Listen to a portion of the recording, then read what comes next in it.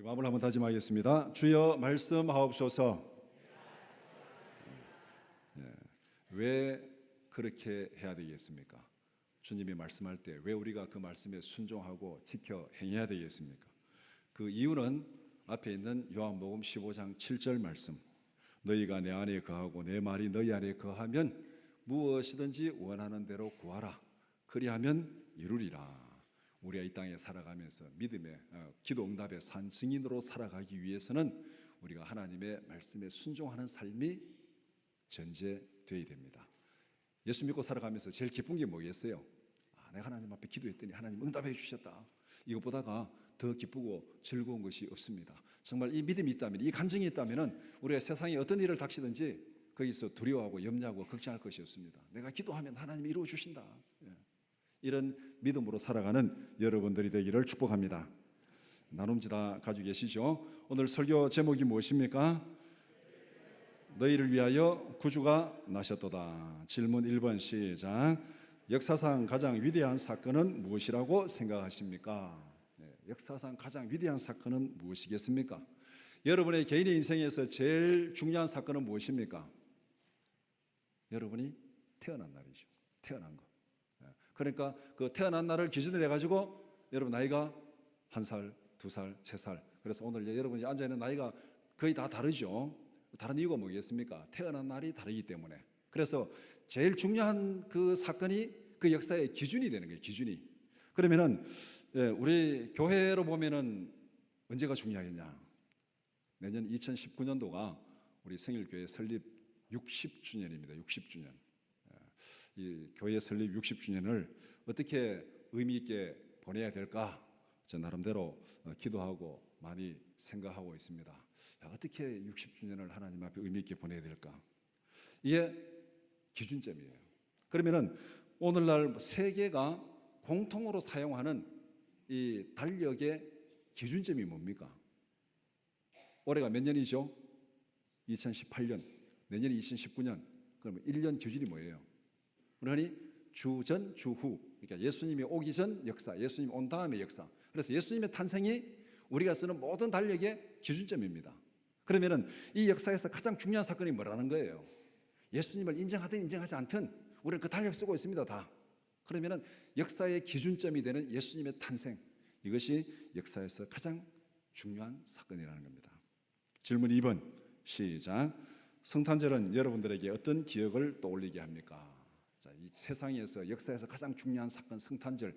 성탄절 그러면 여러분의 생각 속에 어떤 생각들이 떠오르고 어떤 추억이 떠오릅니까? 뭐 나이가 들어가지고 나중에 예수 믿은 분들은 뭐 성탄절 친구들하고 막 밤새 막 술 마시고 놀던 기억도 있을 것이고, 또 어릴 때 유초동부 어릴 때부터 교회 다닌 또 분들은 또 어릴 때 그 나름대로 또 추억들이 있을 거 아닙니까? 저는 성탄절 그러면 크게 두 가지가 떠오릅니다. 첫 번째 톱밥날로. 톱밥날로 피워놓고 밤마다 와가지고 그 피워놓고 성탄절 연습한다고 카드 만든다고 막 애들이 울려 있으면은 교회 옛날에는 이제 창고에다가 톱밥을 가득 채워놨는데 사살 집사님은 그 톱밥 이제 1년 동안 떼야 되니까 그거 이제 애들이 가져다 떼면은 왜 가져갔냐고 막 못 가져가게 하고, 집사님 없을 때 가서 막 훔쳐오고, 그래 막 피워놓고 와가지고 왜 피웠냐고 뭐라 하고, 하여튼 막 톱밥 훔쳐오고 피우고 꾸중 듣고 하여튼 사살 집사님 뭐 이 술래잡기를 많이 했습니다. 어릴 때 추억이. 그 다음에 또 성탄절 그러면은 이 새벽송 돌던 기억들이 있잖아요. 그래서 고등학교 때 기억에 제일 먼 구역 가면은 제일 좋게 생겨요. 제일 먼 구역. 그래서 막 친구들하고 막 돌아다니는 그런 기억들. 그런데 지금 유초동부 어릴 때 이렇게 지금 교회에서 성장한 애들이 나중에 컸을 때 성탄절 그러면은 무슨 기억이, 무슨 추억이 남을까 좀 궁금합니다. 그래서 이 성탄절에서 우리가 아름다운 추억들이 있는데 중요한 것은 성탄절의 주인공을 잊어버리면 안 돼요. 주인공을. 성탄절의 주인공이 누굽니까? 예수님이에요. 성탄절의 주인공을 잊어버리면 안 됩니다. 우리가 지금 성탄 시즌을 보내고 있는데 성탄절의 주인공을 마음에 새기고 성탄절을 보내는 시간 되기를 바랍니다. 질문 3번 시작. 누가복음 2장 1절에서 20절의 핵심 내용은 무엇입니까?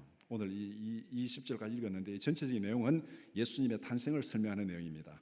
예수님이 탄생하는 순간 해 아래에서 그다음에 해 위에서 어떤 사건이 벌어지는지를 딱 대조를 시키고 있습니다. 오늘 본문의 관전 포인트입니다. 우리가 그냥 본문 쪽 읽으면 이런 내용이구나. 근데 거기에 관전 포인트가 중요하잖아요. 선거를 앞두면 시사평론가들이 이번 선거의 관전 포인트가 이것입니다. 아니면 스포츠에서 중요한 경기 결승전 딱 두면 오늘 경기의 관전 포인트는 이것입니다. 어떤 선수가 어떻게 하는지 그걸 잘 관심을 가지고 보시기 바랍니다.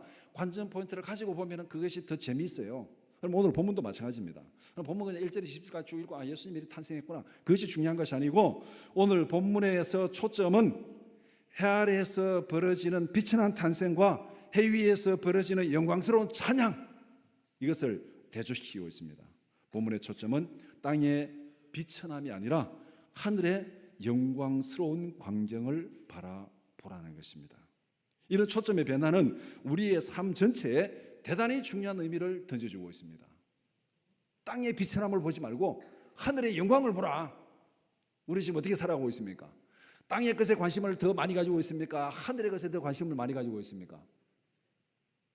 땅의 거죠. 그래서 사람들 하도 땅의 것에 관심을 많이 가지고 목이 이렇게 굽어 있습니다. 사람들 대부분 다 목디스가 굉장히 많아요. 하여간 땅의 것만 보는 거예요. 휴대폰을 보든 컴퓨터를 보든 뭐든 땅의 것만 보니까. 지난 가을에 장례식이 있어가지고 부활동산에 갔더니 막 올라가는 길에 뭐가 막 길을 막 파헤쳐 놨더라고요. 지금 보니까 낙엽이 많이 떨어져서 그게 다 이렇게 가려져 있는데 땅을 막 파헤쳐 놨어요. 올라가는 길 옆에 밤나무도 있고 도토리 나무도 있어요. 올라가면서 밤도 떨어진 거 죽고 했는데 그 누가 그래 파헤쳐 놨겠습니까? 멧돼지가 파헤쳤어요.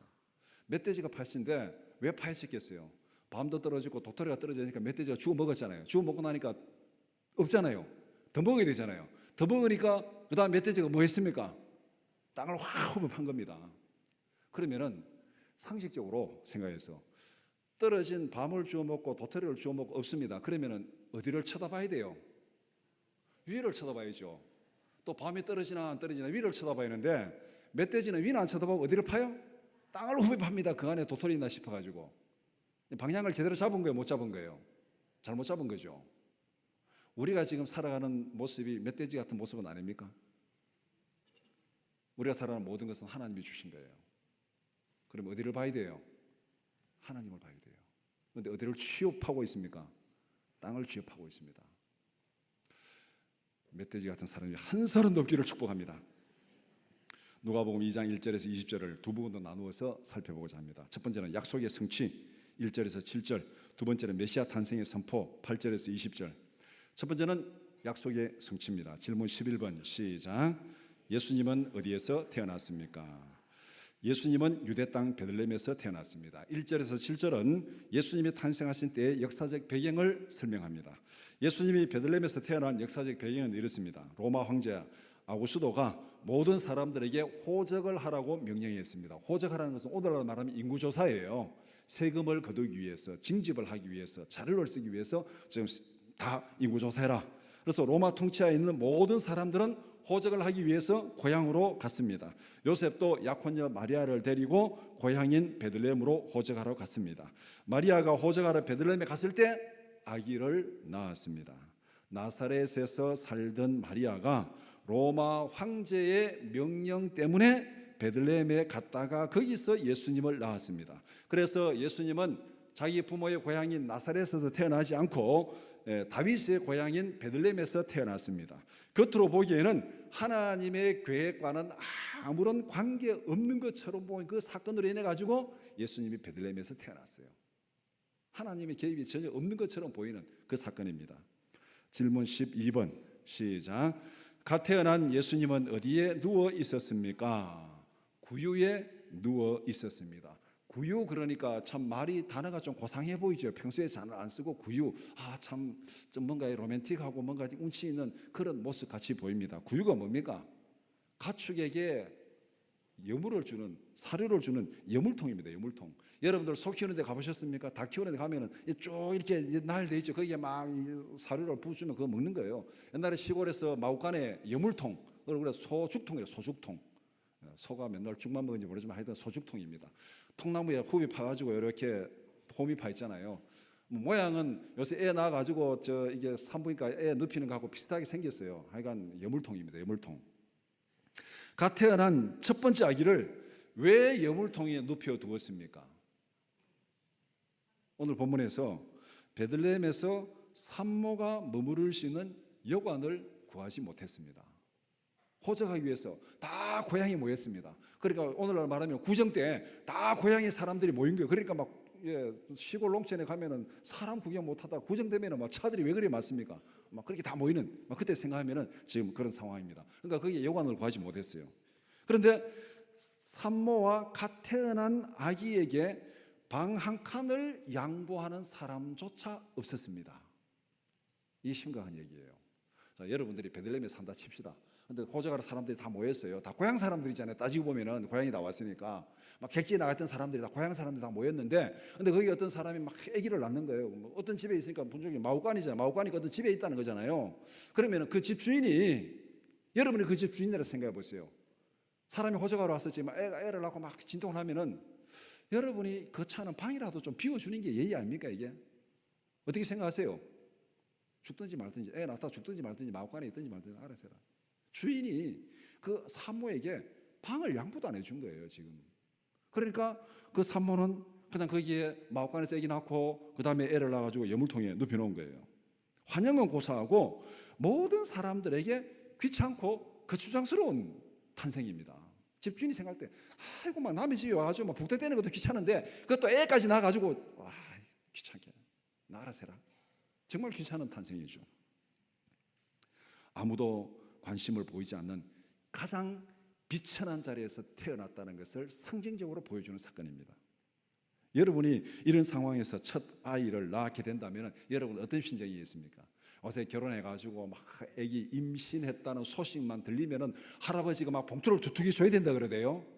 자, 할아버지 안 돼서 잘 모르겠는데, 그 다음에 또 100일째 되면은 또 봉투를 줘야 된대요. 또 애 낳으면은 또 막 봉투를 줘야 된대요. 어제 할아버지 되려면 돈이 많아야 될 것 같아요. 이렇게 모든 사람들에게 막 환영받아가면서 막 인정받아가면서 아기를 낳아야 되는데, 만약에 이게 애 낳는데 아무도 그들도 보지 않고 마구간에 눕혀놓든지 말든지 그렇게 해가지고 아기를 낳으면은 여러분의 마음이 어떻겠습니까? 간단히 얘기하면은 예수님은 세상에 철저한 무관심과 냉대와 배척 속에서 태어났다. 아무도 거기에 대해 관심이 없어요. 죽든 말든 귀찮다. 알아서 해라. 막 그런 존재로 태어난 것이 예수님의 탄생입니다. 질문 13번 시작. 예수님이 태어난 장소는 역사적으로 어떤 의미가 있습니까? 예수님은 유대 땅 베들레헴에서 태어났습니다. 베들레헴은 다윗의 고향입니다. 예수님은 다윗의 후손으로 다윗의 고향 베들레헴에서 태어났다. 이게 지금 그 장소의 역사적 의미입니다. 요셉도 다윗의 후손이고 지금 베들레헴에 가서 거기서 예수님이 태어났어요. 다윗의 후손으로 베들레헴에서 태어났다.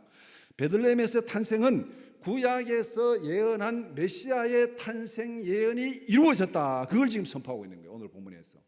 왜 예수님이 나사렛에서 구태여 베들레헴까지 가가지고 거기서 태어나야 되느냐? 구약에서 다윗의 후손으로 베들레헴에 오실 메시아를 예언하고 있는데 그 예언한 메시아의 탄생이 지금 예수님의 탄생이다. 그것을 지금 이루어졌다고, 그 예언이 이루어졌다고 지금 선포하는 거예요. 이사야 11장 1절 말씀 시작. 이새 줄기에서 한 싹이 나며 그 뿌리에서 한 가지가 나서 결실할 것이요. 이게 지금 메시아를 예언하는, 다윗 후손에서 메시아가 올 거를 예언하는 그 이사야 11장의 쭉 내용입니다. 그 다음에 미가서 5장 2절 말씀 시작. 베들레헴 에브라다야 너는 유다 족속 중에 작을지라도 이스라엘을 다스릴 자가 내게서 내게로 나올 것이라. 그의 근본은 상고의 영원에 있느니라. 이 베들레헴에서 태어날 자 누구냐? 메시아가 태어날 것이다. 갈릴리 나사렛에서 살던 마리아는 베들레헴에 갈 이유가 없습니다. 지금 만삭이 되었는데 갈릴리에서 왜 유대 땅 베들레헴까지, 그것도 시골까지 가야 되겠습니까? 여행할 이유가 없어요. 만약에 마리아가 그 계시를 받고 내가 이 아이는 지금 베들레헴에서 태어나는데 내 지금 베들레헴에 안나러 간다 그러면 옆에 있는 사람들이 가기 놔두겠어요? 말리겠어요? 네 지금 미쳤나? 이 몸을 어디를 간다고? 남편도 말고 주위에 사람도 다 말려가지고 마리아 거기에 가고 싶어도 못 갑니다. 그런데 마리아는 지금 만삭이 돼가지고 갈 수밖에 없어요. 왜? 로마 황제가 명령을 내린 거예요. 가서 호적을 해라. 그러니까 요셉도 가야 되고 마리아도 가야 되고 다 가야 됩니다. 로마 황제의 명령도 결과적으로는 하나님의 약속을 이루는 도구가 되었습니다. 하나님께서 약속을 이루기 위해서 성경의 약속을 이루고 가서 황제를 동원해 가지고 그 약속을 이루어지게 만드는 거예요. 만약 황제가 동원되지 않고 마리아가 그렇게 하려고 했으면 불가능한 일입니다. 이게. 우리의 인생과 역사를 이끌어 가시는 분은 하나님이신 줄 믿습니다. 확실히 믿으십니까? 하나님 우리 인생의 주인이에요. 하나님이 지켜주셔야 되고, 하나님이 세워주셔야 되고, 하나님이 보호해 주셔야 돼요. 하나님이 부르시면 가야 돼요. 여기에는 아무도 그에 갈 적 없습니다. 하나님이 역사와 인생의 주인입니다. 그 하나님께서 예수님의 탄생을 통해서 구약의 모든 예언을 이루어가는 그 모든 역사를 딱 주관해 가지고 예수님이 베들레헴에서 딱 태어나게 해서 약속이 성취되었다. 그것을 지금 선언하고 있습니다. 두 번째는 메시아의 탄생의 선포입니다. 질문 21번 시작. 예수님의 탄생 소식은 누구를 통하여 알려지기 시작했습니까? 예수님은 세상 사람들의 철저한 무관심 속에서 태어났습니다. 베들레헴에서 태어난 아기가 누구인지를 아는 사람은 아무도 없었습니다. 이 아이가 메시아라고 생각하는 것은 꿈에도 알 수 없었습니다. 그러니까 전부 다 귀찮게 냉기하고 배척하고 마구간에서 나타나지 말든지 죽든지 말든지 귀찮다 알아서 해라. 그렇게 지금 모든 사람들의 무관심, 배척, 무시 속에서 지금 태어난 거예요. 사람들도 영접하지 않고 누구에게도 영접받지 못하고 그렇게 태어났습니다. 예수님의 탄생을 알리는 소식은 엉뚱한 데서부터 시작됩니다. 천사가 예수님의 탄생을 알려줍니다. 그것도 밤에 밖에서 양치던 목자들에게. 예수님은 사람이 사는 방 안에 들어가지도 못했습니다. 방 안에서 쫓겨나가지고 동물들이 사는 마구간에서 태어났어요. 이 소식은 누구에게 전해졌습니까? 메시아의 탄생이 무슨 예루살렘에서 제사장들에게, 왕에게, 총독에게 전해진 거 아니에요. 저 베들레헴 시골 들 밖에 사람들이 사는 도시, 밤에 사람들이 사는 마을에 들어오지도 못하고 밖에 있는, 이것도 역사에서 제외된 변두리, 그 목자들에게 이 소식이 들려졌습니다. 메시아의 탄생은 하늘에서 천사를 통해서 밖에 있던 목자들에게 알려지기 시작했습니다. 누구도 예상하지 못하는 일이 지금 벌어지고 있습니다. 하늘에서 천사를 통해서 밖에 있던 목자들에게 지금 소식이 전해졌습니다. 질문 22번 시작. 천사가 목자들에게 전한 소식은 무엇입니까? 10절 11절 10절에 내가 온 백성에게 미칠 큰 기쁨의 좋은 소식을 너희에게 전하노라. 온 백성에게 미칠 큰 기쁨의 좋은 소식. 이런 강조가 굉장히 많죠. 온 백성, 너 나 아니고 온 백성. 그 다음에 큰 기쁨의 좋은 소식. 이게 뭐냐면은 복음입니다. 복음. 우리가 복음 그래. 복음이 복된 소식, 기쁜 소식. 어떤 기쁜 소식? 온 백성에게 미칠 큰 기쁨의 좋은 소식. 이것이 복음이에요. 모든 사람에게 가장 기쁘고 가장 즐거운 소식을 내가 너희들에게 전하노라. 이렇게 지금 천사가 목자들에게 얘기하고 있습니다. 그 다음에 두 번째 11절에 그 소식의 실체가 뭐냐, 그 내용이 뭐냐. 오늘 다윗의 동네에 너희를 위하여 구주가 나셨으니 곧 그리스도 주시니라. 그리스도가 헬라어로는 그리스도고 히브리어로는 메시아입니다. 그리스도가 메시아가 태어났다. 다윗의 동네에 너희를 구원할 구세주 메시아가 태어났다. 이것을 지금 말하고 있습니다. 당시에 유대인들은 메시아를 기다리는 사상이 굉장히 강했습니다. 메시아가 온다 해가지고 그때만 묵시문학이 발달하고 메시아를 고대하는 사상이 유대인들 속에 굉장히 강하게 자리 잡고 있었습니다. 그렇기 때문에 메시아의 탄생보다가 더 충격적이고 놀라운 사건은 없습니다. 모든 사람들이 지금 고대하고 있는 그 시대적인 분위기에서 메시아가 태어났다, 이 말을 듣는 순간에 모든 사람들이 지금 막 관심이 거기에 확 쏠리게 되고 충격적이고 놀라운 사건입니다. 천사가 밖에 있던 목자들에게 세상이 놀랄 충격적인 소식을 전합니다. 이게 막 뭔가를 극대화시키려고 그러면 예루살렘 성전에서 빵 터뜨려야 되는데 하나님께서 천사를 통해서 저 베들레헴 들 밖에 있는 목자들에게 이 소식을 딱 전해주고 있습니다. 세상에서 가장 충격적인 소식을 세상에서 가장 비천한 목자들에게 전하고 있습니다. 이게 어떻게 보면 하나님이 이루어 가시는 역사입니다. 복음은 가장 변두리에서 시작해서 역사의 중심부로 울려 퍼지고 있습니다. 예수님의 탄생도 가장 변두리, 동물의 세계에서 태어나가지고 중심부로 가고 있고, 이 소식도 동네 밖에 있는 들에 있던 목자들에게 전해져 가지고 지금 중심부로 들어오고 있는 겁니다. 이게 하나님께서 이루어 가시는 방법입니다. 질문 23번 시작. 천사가 전한 소식을 입증할 증거는 무엇입니까? 천사는 목자들에게 너무나 충격적이고 놀라운 소식을 전했습니다. 목자들로서는 도저히 믿을 수 없는 소식을 들었습니다. 말이나 되나, 그게 말이나 되나?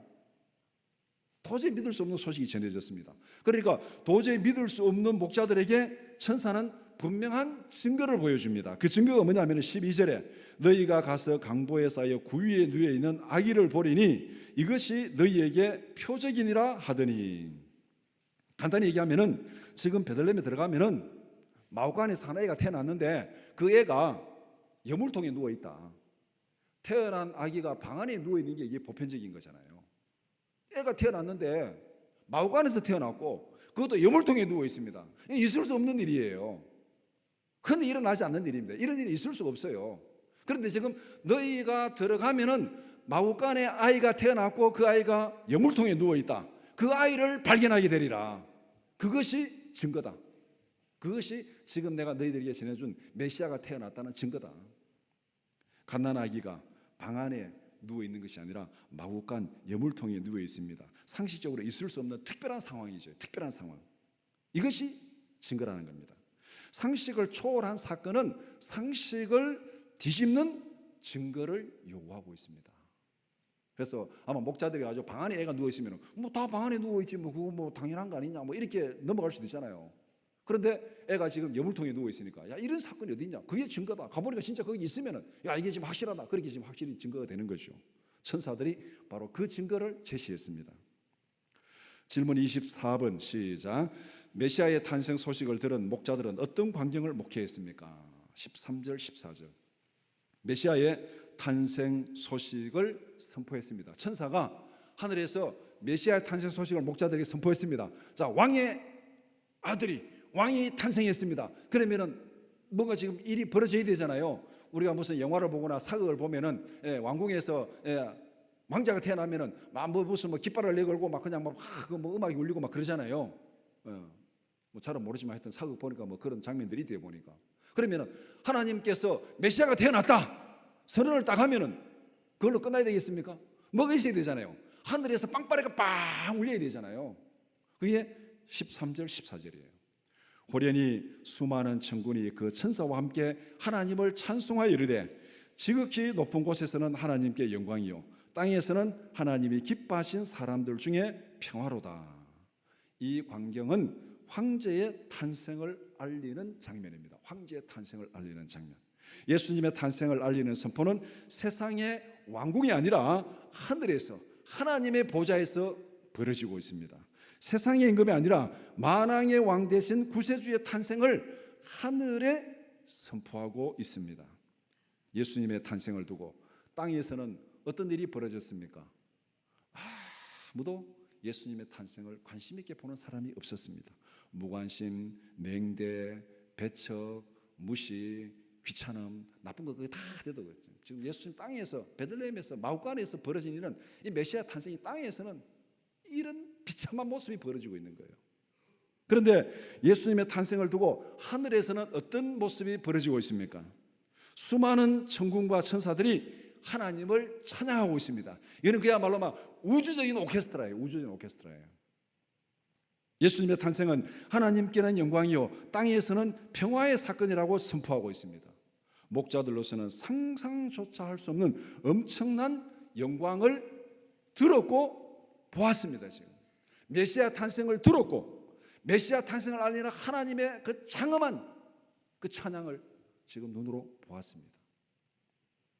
이것이 바로 천사들이 목격한 장면입니다. 질문 25번 시작. 하늘의 영광스러운 광경을 보게 된 목자들은 어떻게 행동했습니까? 15절에 목자가 서로 말하되 이제 베들레헴으로 가서 주께서 우리에게 알리신 바 이 이루어진 일을 보자 하고 어떻게 했습니까? 빨리 가서 그 광경을 듣고 보았습니다. 어떻게 되어 있어? 빨리 가자. 베들레헴으로 가서 천사가 우리에게 알려준 이 일이 진짜 맞는지 안 맞는지 가서 보자. 가서 보자 하고 빨리 가서 이게 뭡니까? 지금 막 달려가는 예루살렘 베들레헴으로 지금 달려가고 있습니다. 이 엄청난 광경을 듣고 보았으니까 진짜 그것이 맞는지 틀린지 진짜 거기 가면은 이 여물통에 애가 누워 있는지 그거 봐야 될 거 아닙니까? 확인해야 될 거 아닙니까? 그래서 가서 보자 하고 지금 빨리 막 달려가고 있습니다. 그다음 두 번째 16절에 마리아와 요셉과 구유에 누인 아기를 찾아서 보고 베들레헴에 들어가면은 이 목자들은 어디를 찾겠습니까? 마구간을 다 뒤지겠죠. 집집마다 마구간을 뒤져야 돼요. 왜? 애가 지금 마구간에 태어났고 마구간에 가서 그 여물통에 애가 누워져 있어야 되니까 이제 가서 막 마구간을 찾았습니다. 찾아서 아기를 찾아서 구유에 여물통에 누인 아기를 찾아서 그 다음에 보고 12절에서 천사가 제시한 증거를 확인했습니다. 12절에 뭐라고 말합니까? 너희가 가서 강보에 쌓여 구유에 누워 있는 아기를 보리니 이것이 너희에게 표적이라. 그러니까 가서 그 아이를 찾아서 보았습니다. 그 다음에 17절에 천사가 자기들에게 이 아기에 대하여 말한 것을 전하니 천사들이 이 목자들에게 전한 내용이 뭡니까? 11절에 오늘 다윗의 동네에 너희를 위하여 구주가 나셨으니 곧 그리스도 주시니라. 마구간에 여물통에 누워있는 그 아기는 메시아다. 이것을 천사가 목자들에게 알려주었습니다. 그러니까 이 목자들이 가지고 마구간을 막 뒤져가지고 아기를 찾았습니다. 여물통에 누운 아기 찾았습니다. 그 다음에 그것을 보고 주위의 사람들에게 뭐라고 말했습니까? 천사들이 자기에게 들려준 그 얘기를 전한 거예요. 이 아기가 하나님께서 약속하신 메시아다. 천사가 우리에게 이것을 알려줬다. 그렇게 증거했습니다. 증거하니까 그 옆에 있는 사람들이 다 놀라고 마리아는 그것을 가슴에 두고 있고 그렇게 그 모습을 거기서 설명하고 있습니다. 여물통에 누워 있는 아기의 실체가 누구인지를 세상에 분명히 선포하고 있습니다. 이 아이는 그렇게 세상이 무관심하고 냉대하고 배척하고 그렇게 할 아이가 아니라는 거예요. 하나님의 메시아다. 그것을 분명히 알려주었습니다. 그리고 20절에 목자들은 자기들이 듣고 보고 확인한 모든 것으로 인하여 하나님께 영광을 돌리며 찬송하며 돌아갔다. 그렇게 말씀합니다. 목자들은 천사들에게 들은 메시아 탄생 소식을 세상에 충실하게 알렸습니다. 자기들이 듣고 보고 확인한 것을 사람들에게 알려준 거예요. 오늘 우리가 이 땅에 살아가는 복음의 증인이 바로 이것입니다. 이들은 지금 온 백성에게 미칠 큰 기쁨의 좋은 소식, 복음의 소식을 증거했잖아요. 자기들이 듣고 보고 확인한 대로 증거했습니다. 오늘 우리가 이 땅에서 복음의 증인으로 살아간다는 게 뭐겠습니까? 하나님 앞에서 말씀으로 듣고 보고 생활 속에서 경험한 그 사실을 증거하는 거예요. 내가 듣고 보고 경험한 것이 없으면 전할 게 없습니다. 내가 듣고 보고 경험한 그 기도응답의 간증을 증거하고 자랑하는 여러분들이 되기를 축복합니다. 오늘 이 목자들은 그 일을 충실하게 잘 수행했습니다. 오늘 우리도 마찬가지입니다. 하나님께서 우리에게 들려주시고 하나님께서 우리에게 보여주시고 하나님께서 우리에게 경험하게 하신 그 일들을 증거하며 살아가는 것이 성도가 이 땅에서 살아가는 삶의 진짜 목적입니다. 말씀을 정리해 봅시다. 본문 말씀은 예수님의 탄생에 대한 양면성을 보여주고 있습니다. 하나는 해 아래에서 벌어지는 상황입니다. 마옥간에서 세상 사람들의 철저한 무관심과 냉대 속에서 태어났습니다. 갓 태어난 아기가 어떤 존재인지를 아는 사람은 아무도 없었습니다. 오히려 그 아이는 주위 사람들에게 귀찮은 존재로 태어났습니다. 이것이 예수님의 탄생에 대해서 세상이 보인 반응입니다.